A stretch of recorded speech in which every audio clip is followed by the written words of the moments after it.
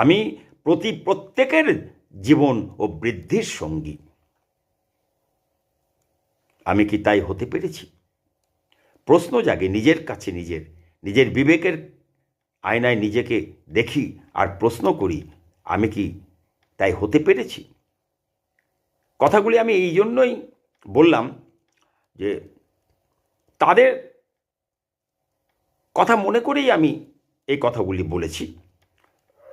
যাদের বিভিন্ন পেশার সঙ্গে যুক্ত, যাদের আমি দেখেছি এবং প্রত্যক্ষ অভিজ্ঞতার মধ্যে দিয়ে জীবনের এতগুলি বছর পার হয়েছি, তাদের জন্যই আমি কথাগুলি বললাম। শ্রী ঠাকুর বলেছিলেন, চিকিৎসা, আইন, ব্যবসা, শিক্ষা ইত্যাদি পেশার সঙ্গে যুক্ত ব্যক্তিদের কাছে মানুষ যায়, তাদের প্রয়োজনে তাদের কাছে যায়, কিন্তু সাধারণ ইষ্টপ্রাণ মানুষের কাছে মানুষ যায় না।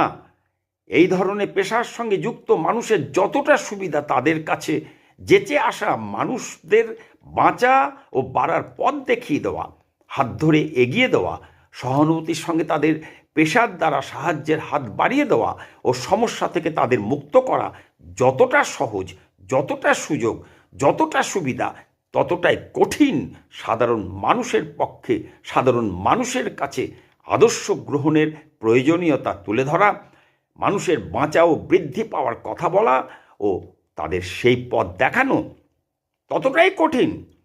এরকম সুযোগ বা সুবিধা সাধারণ মানুষের থাকে না।